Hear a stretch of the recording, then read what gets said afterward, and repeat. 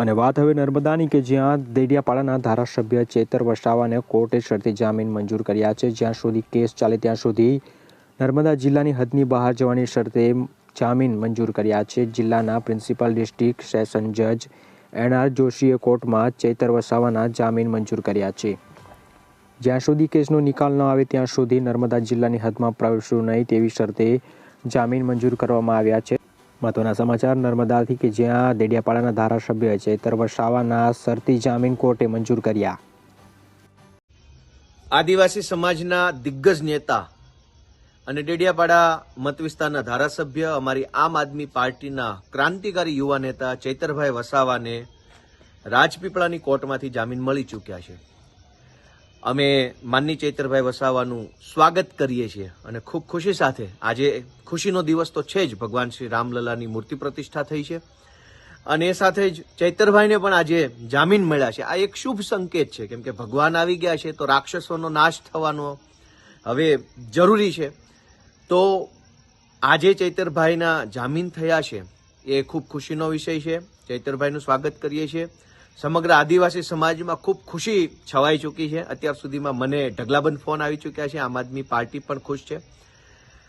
આવનારા દિવસોમાં ચૈતરભાઈના માધ્યમથી આમ આદમી પાર્ટી લોકસભા ભરૂચની અંદર ખૂબ આગળ વધવા માંગે છે, ત્યારે ભાજપનો ડર ખૂબ સાફ દેખાય છે। પહેલા તો ભાજપ પાર્ટીએ ચૈતરભાઈ વસાવા ઉપર ખોટી એફઆઈઆર કરાવી અને ખોટા કેસની અંદર મહિનાઓ સુધી એમના વાઇફ અને એમના પત્નીને જેલમાં પૂરી રાખ્યા અને જ્યારે કોર્ટમાંથી ઓર્ડર થયો ત્યારે કોર્ટના ઓર્ડરમાં પણ એવું લખાઈને આવ્યું કે ભરૂચ અને નર્મદા જિલ્લાની અંદર ચૈતરભાઈ આવવું નહીં।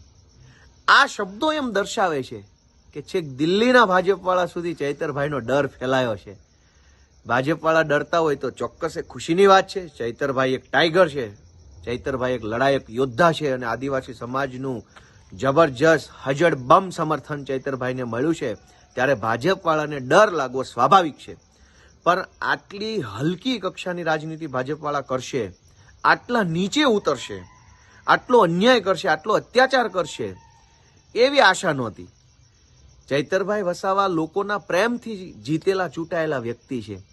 એને જ્યારે અરવિંદ કેજરીવાલ જેવું જાહેર કરી દીધું છે કે ચૈતરભાઈ વસાવા ભરૂચ લોકસભાની ચૂંટણી લડશે એવું જાહેર કરી દીધા પછી આજે કોર્ટના ઓર્ડરમાં એવું લખાઈને આવે છે કે ભરૂચ અને નર્મદામાં ચૈતરભાઈ નહીં લઈ શકે, હાજર નહીં રહી શકે।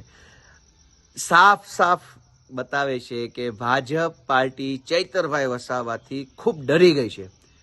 પણ ચૈતરભાઈ એક લડાયક યોદ્ધા છે, એ ડરશે નહીં, પાછા પડશે નહીં। આમ આદમી પાર્ટી ચૈતરભાઈ સાથે છે, આદિવાસી સમાજ સાથે છે અને ચૈતરભાઈ વસાવાને કોઈ પણ સંજોગોમાં, કોઈ પણ સંઘર્ષમાં મજબૂત ટેકો આપી, મજબૂત સાથ આપી ભરૂચ લોકસભાના સાંસદ બનાવીને જ હવે જંપીશું, કેમ કે કેજરીવાલજીએ કહ્યું છે।